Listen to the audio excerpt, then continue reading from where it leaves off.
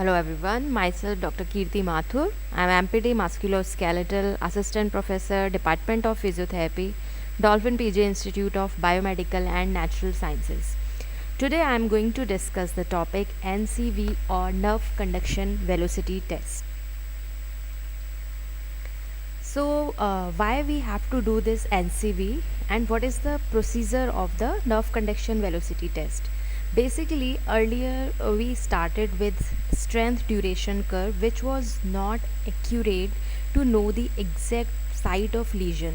So, further, we discovered more advanced options, and that is nerve conduction velocity test, which is capable enough to identify the exact lesion in the nerve. First we'll see the procedure. First of all, the specialist or the person who is doing the nerve conduction velocity test puts electrode patches on your skin over the nerve that may be causing your symptoms. Then a stimulating electrode sends a mild electrical impulse to the nerve, and the other electrodes record the nerve's response. So one is the stimulating electrode and another one is the recording electrode. If the signal travels at a slower rate than it should in a healthy nerve, it means the nerve is probably damaged, because in a healthy person, nerve transmission or the speed of signal transfer is very fast. But if there is some delay or if it is slower than the normal, then there are chances of some damaged nerve or nerve injury. More tests may be needed to learn whether the nerve can become healthy again. So we need to do further more tests to know the exact condition of the nerve and to know whether this nerve can regain or it can heal or not. Sometimes nerves injured in an accident or surgery just need time to improve. In other cases, surgery may be able to repair an injured nerve. NCS or NCV is usually done before EMG or electromyography if both procedures are done in the same session. Then why we are doing NCS or nerve conduction velocity test, NCVT? Because a nerve conduction test can identify the nerve damage. It will show if a nerve is conducting signals to muscles the way it should. If the test is normal, the problem may be with the muscle itself, and if the test is abnormal, nerve damage or a nerve disorder may be the culprit. So we can identify whether there is problem in the muscle, because if there is problem in the muscle, NCV will be normal. But if we are getting abnormal NCV, then the cause of the condition is definitely a nerve disorder.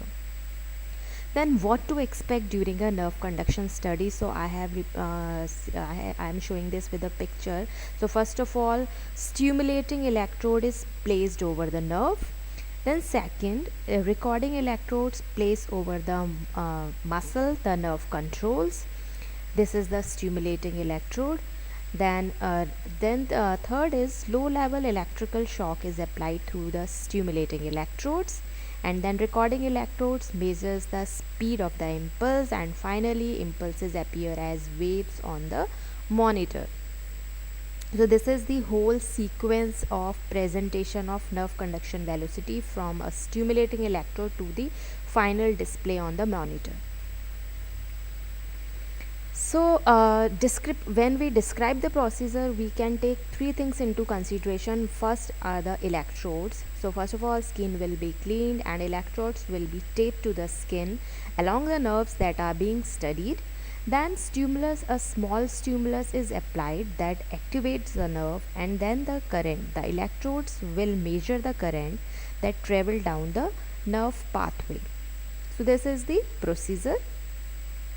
Then what to expect during an EMG test? Because whenever we are doing NCV, we do it along with EMG. So what we will expect from EMG test? First, needle electrode inserted on the muscle. The neurologist tells you when to contract and rest the muscle, and needle electrode records the muscle activity during the rest and movement. So this is done simultaneously, EMG and NCV. And if we compare EMG with nerve conduction tests, so what is EMG? So EMG is your muscles move in response to nerve signals from the brain, and EMG measures how well your muscles respond to those signals. So basically EMG is working over the muscles, and what is NCS?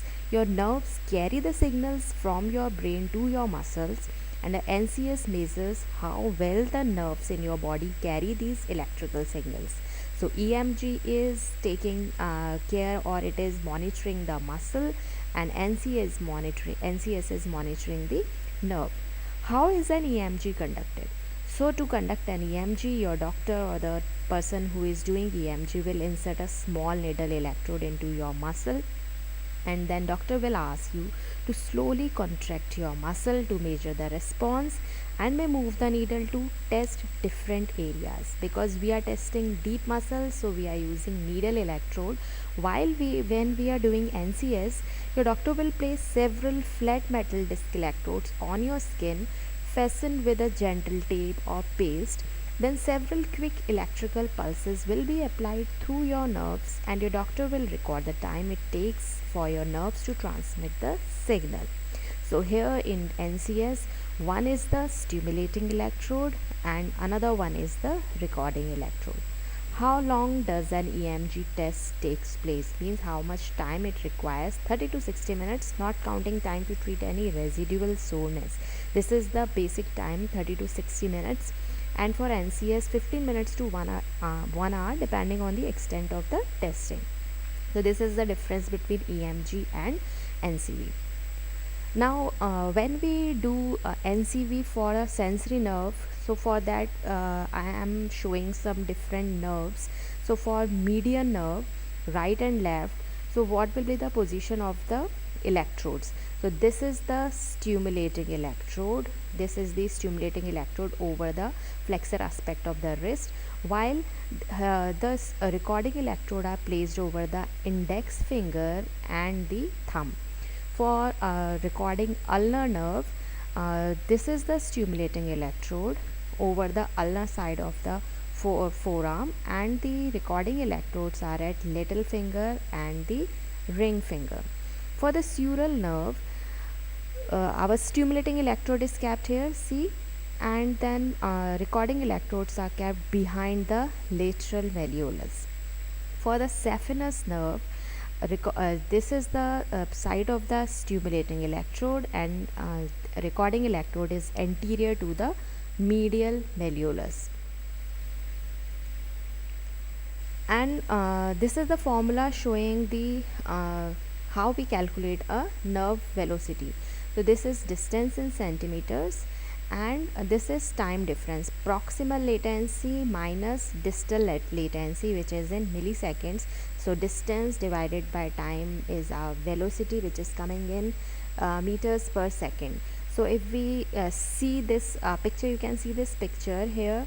This is one electrode S1, this is second electrode S2, means and this is the recording electrode. So we have kept two stimulating electrode. Once we kept it here, then another time we kept it here, and we measured this distance. So this distance is coming here, and proximal latency means when we have kept the stimulating electrode proximal to the recording electrode and will record the time delay, this will be the proximal latency, and then will increase the distance and will record the latency here. So this is proximal latency and distal latency. So when we'll divide this distance with the difference of these latencies, then we'll get the current velocity, our nerve conduction velocity. Conduction velocity is the speed at which motor and sensory impulses travel in a given segment of nerve. Larger axons and proximal segments conduct faster than the smaller ones and distal segments. In newborn infants, nerves have slower velocities than adult, and conduction velocity in upper limb is faster than the lower limb, and in elderly there is slowing of the conduction. Decrease in local tissue temperature slows the conduction velocity. So these are certain points to be considered which affect the conduction velocity, which is according to the age or the temperature variations and position of the electrode, whether if we are recording in the upper limb or in the lower limb. And for motor conduction velocity, again the same formula. This is the distance between these 2 points, and T1 T2 are the proximal latency and the distal latencies. So this is the stimulating electrode and these are our recording electrodes. Motor nerve conduction is that what happens in motor nerve conduction, the directly evoked muscle action potential recorded after stimulation at T1 of peripheral nerve. This action potential is called the M response, and the same nerve is stimulated similarly at a more distal point, and this latency T2 is also recorded, and the distance between 2 points of stimulation is measured in centimeters. So basic procedure remains same whether we are testing for the motor nerve or a sensory nerve. SNC or sensory nerve conduction. So in this, a compound potential that represents the summation of all the individual sensory fiber action potential is called a compound potential. Usually these are biphasic or triphasic potentials, and for each stimulation site the onset latency, peak latency, duration and amplitude are measured. A sensory conduction velocity can be calculated with one stimulation only. And what is latency? Latency is the time delay between the stimulus and the response. Like we stimulated at the flexor aspect of the wrist and we recorded it at a proximal part, so time delay between these 2 points is latency, and then we shifted that stimulating electrode to a more distal position to the stimulating electrode. So this shows the latency. So this is all about NCV, what is its importance, how we measure nerve conduction velocity. Hope this lecture will help you. Thank you so much.